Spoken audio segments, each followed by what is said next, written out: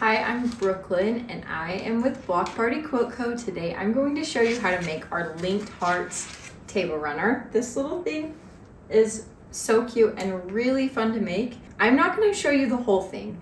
We're going to leave some of that up to the pattern, but what I am going to show you is how to make this little link here. I like to write beginner friendly patterns, but sometimes as an experienced quilter, I kind of forget what that means. Some of you have left questions on how to do this link, so I'm happy to share it in this video. This is gonna be how it looks, and in yours, you're gonna want to lay out the whole thing before you finish this little block.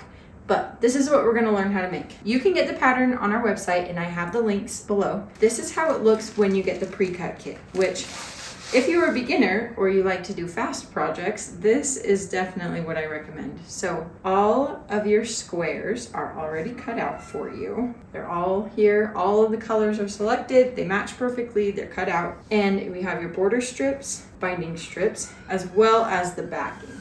Now our backing fabric always varies. So all of our table runner kits include backing, and I just kind of have fun matching it up to the thing. So they're always going to be a little different, but this is what we have in the kits right now. Super fun. And of course it includes the pattern. This is the other version that we have. I personally love this one. Red's not really my color, but I mean, it's perfect for holidays. So this is more what I gravitate towards with the bright colors, and I love all the crazy background fabrics. I just think those are delightful.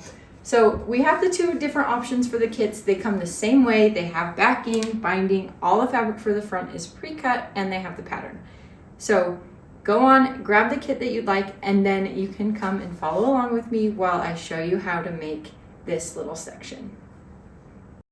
So the part of the pattern that I'm going to be showing you is right here. You will need the full pattern to make this just because there's so many other steps, but this is the part that kind of catches us. So let's take a closer look.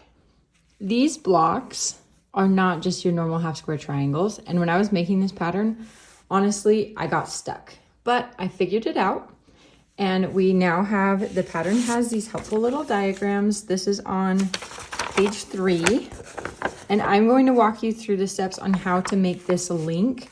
The challenging part is to get the link to look like one part of the heart is covered. See, so this red one is in front of this here, and then it's behind it here. So in front and then behind. That's what gets a little tricky about sorting your blocks. The most important thing is to keep these sorted correctly. So let's then take a look at our squares. I'm not using the exact same reds as are in the kit, but I will use ones that are similar. So to make that group of 6, we first need our biggest squares, and this one are 3.5 inches. So we're first gonna make half square triangles with all of these and the background pieces. So if this is your link that you're working on, you need this color and this color. And let's say that that is this. And my pieces are not ironed. I pulled these out of scraps. So once I sew the first little half square triangle part, I will iron them. So if you're new to half square triangles, then I definitely recommend watching my video on how to make them. And maybe I should have made them too, because my first one I did, I made a little mistake, but it's okay. Now that I've gotten back into my groove here, I am making my largest pieces into half square triangles. And if you're wondering why I'm not marking these, because I always recommend marking these, I actually just got this tape, and I'll put a link in here below that is I can't explain why it's so helpful, because these are 1/4 inch marks, and then this red line is where your needle is. So while I'm sewing, instead of taking the time to mark, I'm watching that this corner is lining up with that red line at 1/4 inch, and that's keeping me straight at 1/4 inch up here. So it's really cool tape. It takes a minute to kind of get the hang of it, but it's really, really helpful. And it saves a few minutes in marking fabric. This is called chain piecing. What I'm doing here, where instead of stopping and cutting these, I'm just piecing it all at once, and it makes a little chain.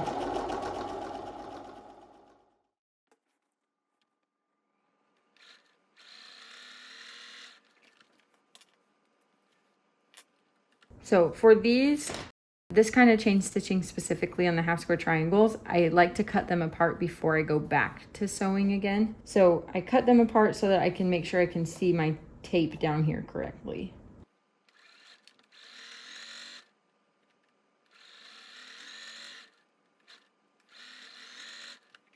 I messed that up a little bit. My seam allowance got nuts, so I'm just going back to fix it.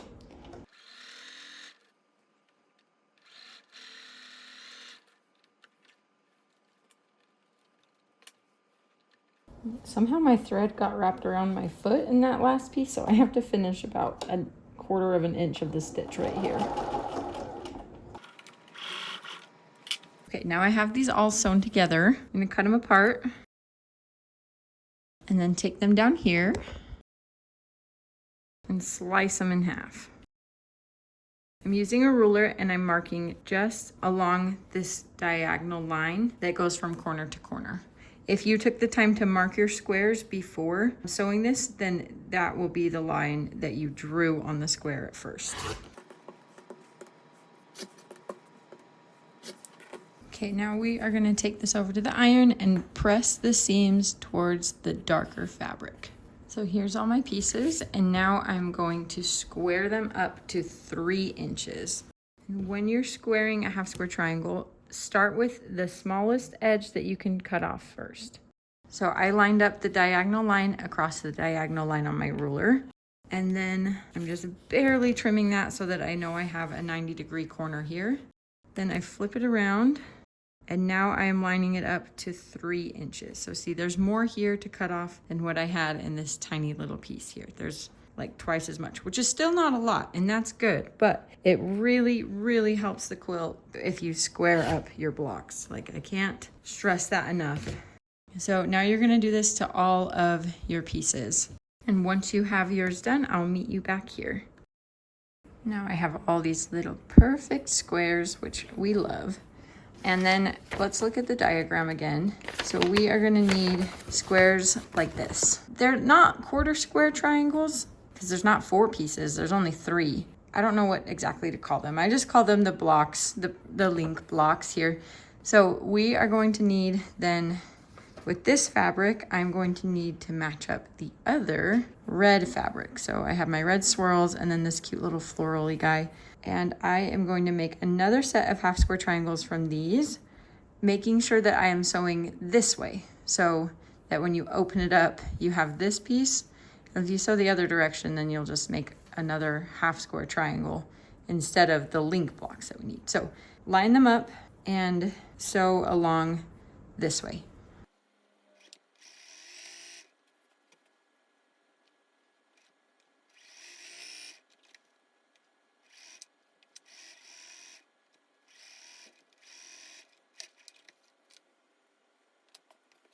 Then just like we did before on the bigger pieces, we're gonna cut these in half along their straight edge here. Now I've only done one of each, but you can see how these are different. It's super subtle and it feels like you should be able to use both, but to get this link to look right, you don't. Do you see how the white lands in different spots in comparison to this piece over here? One of these we keep and the other one we call our bonus blocks. That is because we don't need them in this quilt. So this one here, that gets not discarded because we're quilters and we don't waste fabric, but set aside for use at another time. That's why in the pattern it includes like ideas of what you can do to use for the other pieces. It has like, I think we put like a hot pad in there and some other ideas. It'd be really fun incorporated into a scrap quilt too. But these are the ones that you want to keep. The one with the white on the side, the red at the bottom, and the other red off to this side. So yes and no. So once you have made your half square triangles, sort them out into keep blocks and discard blocks. Now I'm going to take these blocks here, the ones that are not the discard blocks, and I'm going to square them up. So here is where the magic part comes in. I am going to match this diagram minus these half square triangles that you would have made on another page. I'm going to match this diagram to make my links here. So let's see, let's say that my pink is the lighter red. I am matching up this square here to be the pink. And then I will also need that same color as a base right there. And then down here, I need my square to be like this. And on this, you really just have to zone in and look just at the little squares to make sure that you're getting the layout correct. Okay, now there's my link. When you put it in with the quilt, you'll be able to see like how that overlaps. Just for reference sake, like these two go together and then they go beneath the ones that these two go together. And if you noticed, I did have to sub in another one because, like I said, this is not from one of the kits. This is from my scraps, and then I ran out, and so I was glad that I could find the same color, but it's not the exact same print. I am going to sew this together just so you can see it. But in the instructions, it tells you to like lay it all out and then sew it together because it's easier to catch mistakes when it's all in one big group than just in the little section.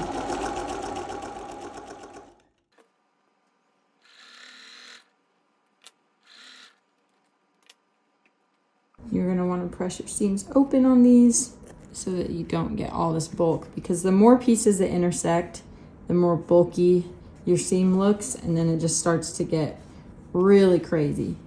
So these are a lot of intersections at these points. So let's just make sure that we press it open to eliminate as much of that as possible. Now I'm going to double check my alignment here and then sew them with right sides together. And when I'm going across something, this is something that you definitely want your points to match carefully. So you can see how this little seam peeks through. I'm going to make sure that my needle hits right there in that spot so that I don't have any weird overlap. Now the challenge on this one is that I also have one of those beneath that. So I'm taking this pin and I'm kind of eyeballing where those two line up here, like where they touch. So I'm pretty sure that's a good spot for them to touch. And since I can see the top but not the bottom, I am going to pin it. So then I know that those points are touching in the right spot. And this is where things get a little hairy, because you can see that, well, you can kind of see, now it's not aligned over here. But we're gonna do some magic tricks. I pulled out my pin. I know that I sewed that so that those corners line up neatly now. I'm just going to adjust my fabric and pull it together so that it does match up over here. When I do things like that, sometimes I feel like I'm on Bug's Life when they're like, nobody panic, everyone stay calm, let's walk across the thing. There's really nothing to be alarmed over because your block's gonna finish nicely either way. By doing that, I made sure that my crosses here are perfect. That's how you get that cross to look nice, even though your seam here is not exactly 1/4 of an inch. For reference, let me show you. So here across that point, it gets bigger, but it's honestly not by very much. And then out here at the ends, it is 1/4 inch. It's just here in the middle where I had to get that adjustment, it got bigger. So when you open it up, now you are going to see that it's better to do it like this than it is to make that a perfect 1/4 inch seam, because this is what you're gonna see in the end. And that is how you do the link on the linked hearts. If you have any other questions, let me know. I've linked the pattern and the kit as well as our half square triangles video below so that you can get everything you need to make your cute little linked hearts.